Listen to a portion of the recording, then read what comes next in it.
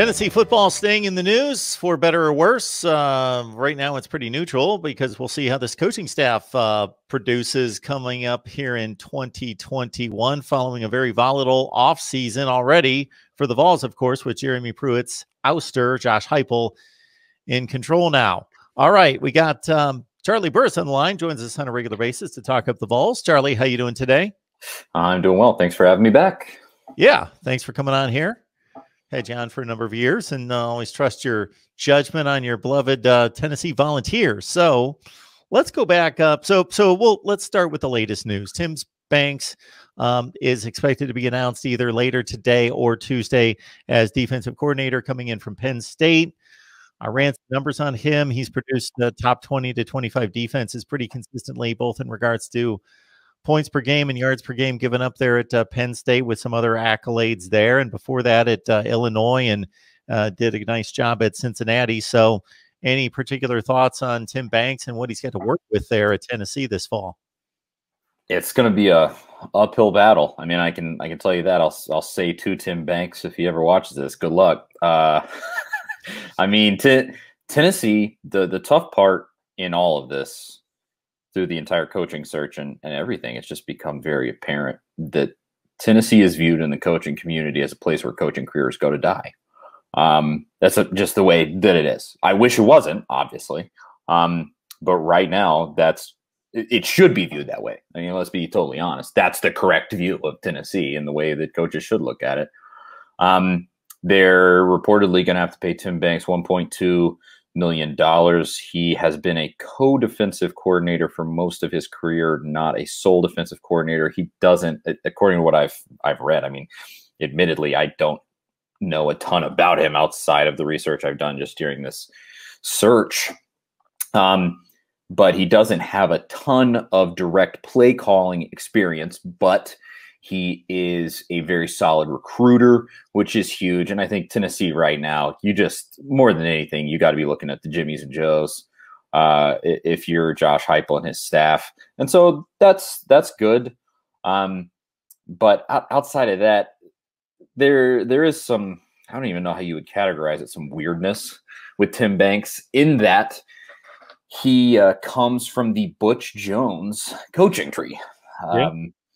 And obviously, Butch Jones, failed Tennessee coach. Tim Banks was Butch's sole defensive coordinator at Western Michigan, and then Central Michigan, and then that was good enough for Butch to get the job at Cincinnati. And then at Cincinnati, Tim Banks was splitting his duties with John Jancic, and Jancic later went on to be Butch's DC at Tennessee.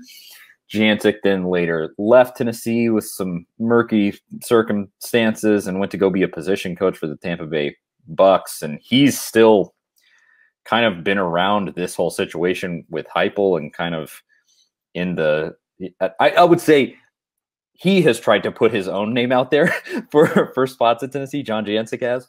I think that's probably what is happening. But yeah, it's an interesting history with Tim Banks. His career with Butch ended at Cincinnati, and then he went to Illinois, then to Penn State, and he's kind of been a Big Ten guy since. But on the whole, like you said, has consistently been a part of top 20-ish defenses. Penn State had besides having a pretty terrible season this past year, did have the number 3 defense in the Big Ten. So I just kind of say, do with that what you will. Seems like a decent hire. You're overpaying for him at $1.2 million, but I think that's the situation that Tennessee is in. You have to pay that kind of money to get anybody to come here. Derek Ansley was getting $1 million. So, it just kind of is what it is. But on the whole, it's just going to be a wait and see, and good luck, Tim Banks. That's what I'll say. Charlie, we caught up with you after the Jeremy Pruitt firing, the Danny White hiring, but not Josh Heupel. So how did you receive that news? It was about right for the whole situation. I would say that.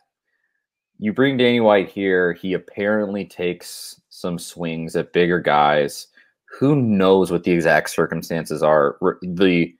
Some of the reports, and who knows exactly what to believe, but some of the reports around the situation were that he went after James Franklin, which would have been huge. And now that, Tennessee has James Franklin's defensive coordinator, but went after James Franklin, tried to throw big money at him. Apparently it just wasn't big enough. I don't know why in that situation you wouldn't just pony up and be like, okay, we'll give you $8 million if that's what it's going to take. We're in shambles. We got to have somebody.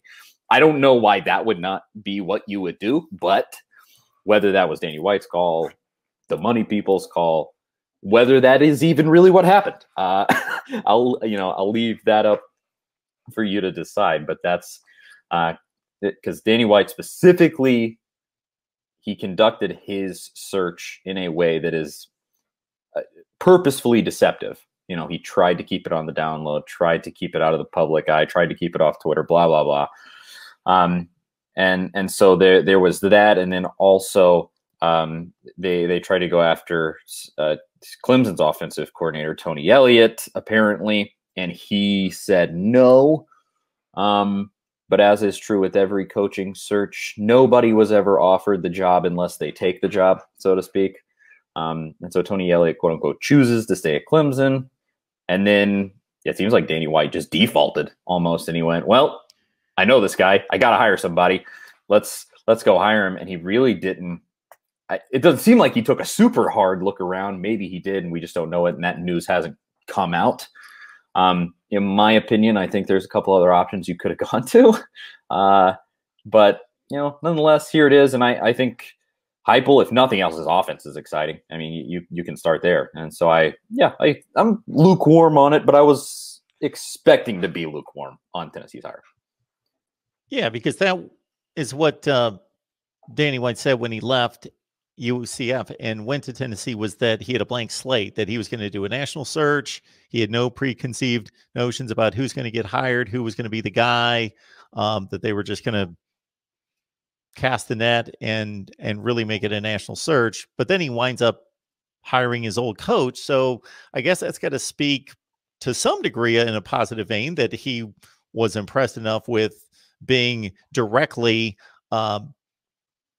Josh Heupel's boss at UCF and then eventually hiring him. But there's no question that he went after that. That was, in a sense, a default, but at least a default in which he went that route because he must have been pleased with the performance. Yeah, I think on the whole, that does really seem to be the case. There was a lot of narrative around Heupel. There is still the narrative that he had diminishing returns year over year. Went 12-1 his first year after he took over from Scott Frost's 13-0 year. Their only loss was in the Fiesta Bowl to LSU. I mean, that's an impressive year. Next year, I believe, it was 9-4, and then 9-3 this past year was he had 6-4. And so people were sort of like, oh, it's diminishing returns. The team's getting worse. The recruiting hasn't been very good. And there was sort of just all of those talking points going on. It's so hard to say, what exactly you should take away from the fact that he has had a worse record year over year as a head coach, while at the same time acknowledging he does fit Tennessee's needs. So you can say those two things just have to be true with this hire. He does fit Tennessee's needs so badly. Tennessee needs a reformed offense, and I think Heupel is going to bring that. That's the exact thing he was hired to do. While at the same time, as a head coach, his teams have gotten, quote unquote, worse. But how much do you take away from the pandemic season? How much do you take away from the fact that should UCF even be like a quote unquote, powerhouse program? Was he just kind of returning to the mean there rather than failing, I guess, is how I could put it. I mean, their recruiting classes that they were bringing in before Scott Frost and during Scott Frost were in like the 60s and 70s rankings wise. It was about the same with Heupel, and maybe just those couple 3 teams that had incredible years were sort of outliers, and UCF is just kind of meant to be more of a 9-4 team. You could analyze it 100 different ways, I think. And so I just on the whole, I do go, he fits what Tennessee's looking for. That's great, but he has to prove it with being a head coach. Is he going to be a overly sensitive micromanager like Butch Jones? Is he going to be flippant and almost, I don't even know what you would consider Jeremy Pruitt. I always felt like he never even wanted to be at Tennessee. Hopefully Heupel's not going to be like that. And you just kind of go, here we are again as Tennessee. It wasn't the splash hire you wanted, but was that ever really going to happen? You know? And so that's kind of my cursory take on Heupel, I guess. MarkRogersTV, the voice of college football. We got Charlie Burris on the line to talk some Tennessee football with us. Tim Banks, which is hired as a defensive coordinator. Those are the multiple reports that are out there. It hasn't been confirmed, but it's basically a done deal and should be announced here in the next 24 hours. Talking college football as we do each and every day. Please like the videos and subscribe. That way you know when we're going live if you hit that bell for the notifications. Everybody's losing players. This transfer portal, even unless you're Alabama or somebody like that, it's crazy. It's 10, 12, 14 players per team. I look at these lists, and even the successful teams are losing players. For Tennessee, unfortunately, though, it's arguably your best defensive player. It's one of the best running backs in the SEC. It's possibly your best offensive lineman. So the defections, they're not surprising. You've got a scandal on your hands. You got a messy coaching situation that ends up in a firing, and it's not surprising, of course. If we're being honest, a number of those transfers are probably happening out of necessity because of the recruiting scandal and the kids themselves being involved in it. I look at specifically Eric Gray. He sat out a game this year because of his reported involvement in some of the recruiting improprieties.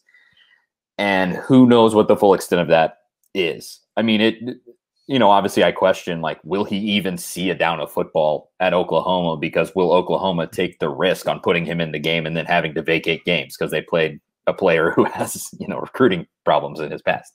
Who knows? I don't know exactly what they found, what they'll figure out with him, but there's those kind of considerations. But also, there are kids who almost definitely weren't involved in any of that stuff who are just jumping ship because it's a disaster at Tennessee, and it's just part of the whole deal with what's gone on in Knoxville. I mean, it's just a nightmare, and there's no kind way to slice it. And so tons of kids have been jumping off the ship. I mean, you look, like, one that I look at, it's like Brent Samaglia, the kicker, doesn't really have a reason to leave Tennessee. He's been good. And he's out. He said that it was, I forget the exact wording he used, but he said because of hardships with the team or something that he was leaving. And like, some guys just want out. They just want a fresh go. And I don't blame them at all. And I would say this of Josh Heupel, further analysis of Josh Heupel. He has had real success with 2- and 3-star players in his offense, and I hope he's prepared to have to do that at Tennessee. And he's done it in the past, but that's the type of guys that he's going to be working with until now. He's made some decent hires, it seems like, on their recruiting front. I think Tim Banks is one of those. Rodney Garner, getting him to come to Tennessee, however they did that, I mean, that's a great hire. He was the defensive line coach for Gus Malzahn, and so I think, like, hires like that will help you get kids in the door, but they're not going to show up tomorrow, and it's going to be a tough row to hoe for a time for Josh Heupel, just because the timing of the opening up of the transfer portal and sort of that, the 1 year do whatever you want kind of thing that's going on here with the players, it is just a perfect storm to ruin Tennessee's roster. But at the same time, there are a few players on this team who could be game changers, potentially. I mean, I look at the transfer quarterback that I got from Virginia Tech. If he fits really well into Heupel's offense, it's a totally fresh new look, and a guy, he's a dual threat quarterback, and an actual dual threat quarterback, not a Jarek Arantano type of dual threat quarterback. I mean, maybe you find new life that way, and there is actual success in the offensive end, but it really is. I just have to keep going back to, and it's going to be like this until we see Heupel actually coach a game. I just go, you got to show me, and I'll be hopeful for you and go, hey, your offenses have been amazing, and I hope you put one together at Tennessee, but that's the best that I can do. Can I say for sure, oh, he's definitely going to have success? I have no idea. I thought after an 8-4 season that Jeremy Pruitt might have success, and look how that turned out. So here we are. It's Tennessee football for you. Here we are. The 2 and 3 stars that performed at UCF, okay, I'm going to give the positive slant and the negative slant. The positive slant is that even in the American Conference, even in Group of 5 football, those 2 and 3 stars, those 60th rated recruiting classes should not perform at the level that they did offensively or in the win column.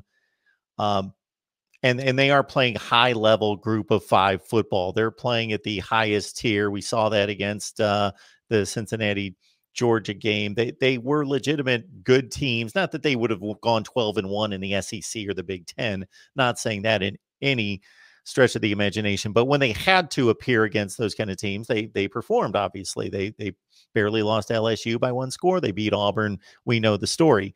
Again, week after week grind. They most likely wouldn't have done that. On the negative side, yes, the 2 and 3 stars were competing against Tulane and Tulsa and the likes of those schools week after week after week, and not facing maybe 5 or 6 of the 25 best defenses in the country as they will this year. It's a totally different ball game in the SEC, but you can also look back at Heupel's history and say his offense did work in the SEC. It worked in the SEC at Missouri. He got Drew Lock to put up massive numbers, and it is I would say a simplified, high-flying offense that is palatable to a lot of players, and that's how Heupel makes it work. The trade-off there that a lot of people have pointed out is that it might not prepare guys the best way possible for the NFL, because it is really an offense that doesn't work at the NFL level, but it does in college. And so there is that trade-off. Do you lose interest from certain players because they look at that offense and go, it's just not right for me. I want to go to a place where I can play more pro-style football and prepare myself better for the big leagues. There's that, but yeah, on the whole, he has done it in the SEC before. But you're exactly right. Week in and week out, it's a totally different animal playing in the American Athletic Conference compared to the SEC. But at the same time, and this is a point I meant to make earlier, talking about Heupel and his diminishing returns year over year, is that a lot of the games that he lost, even in that league, they were very close. I was just looking. I checked to make sure. They lost to Memphis by 1 this season. 1 point. They lost to Tulane by 8. I believe that was their biggest loss of the season. Cincinnati by 3. And as you said, Cincinnati played really high-level football against Georgia and can kind of compete on that level in a similar way to UCF. And they finished the season against who? BYU. And their biggest loss was to BYU. Yeah. But nonetheless, it's not like those losses were like Jeremy Pruitt losses at Tennessee where they lose by 20. He was playing extremely competitive football. They were still one of the best teams in the league. Finished 4th in the league this past year, and so it's all just going to come down to, can you make it translate? And really, with him, what is Tim Banks going to do? How's that defense going to look? Because it's tough to coach defense across from an offense like Heupel's. That offense is quick to score, which is nice, but also it's quick. And so the defense is on the field. His teams have had some of the worst time of possession stats in America at times. So, there's that. And I mean, I've even said one of the tough sells with this defensive coordinator hire for Tennessee was Heupel's offense, because I think probably that defensive coordinator coming in has to know they're going to look bad even if they're good, because their unit is going to be on the field for so long, most likely. And so there's all of that wraps together. Can Heupel make it work in the SEC with his offense, and can they field the defense that is SEC level with the players that they have currently, along with the offense that Heupel is going to run? That's potentially high powered, but gets off the field quickly. We'll see. We will see. But honestly, I would say next year, lucky for Heupel. If you want to say lucky, that's probably generous, but lucky for Heupel. Next year's schedule is probably the easiest schedule Tennessee has had in years. So there is that. Hey, that's nice for Josh Heupel, I guess. Like, the out of conference is Pittsburgh. So maybe his first season can kind of look a little bit better because there's a few more snoozer games on it than there would normally be. But yeah, on the whole, I always just go back to it. Show me what you can do, and we'll go from there. All right, Charlie Burris. Always lean on Charlie for a little Tennessee talk. And with the Tim Banks news today, taking over as defensive coordinator coming in from Penn State, took this opportunity and also hadn't talked to Charlie since Josh Heupel took the reins. So, Charlie, appreciate you stopping by. Absolutely. It's always a pleasure, Mark.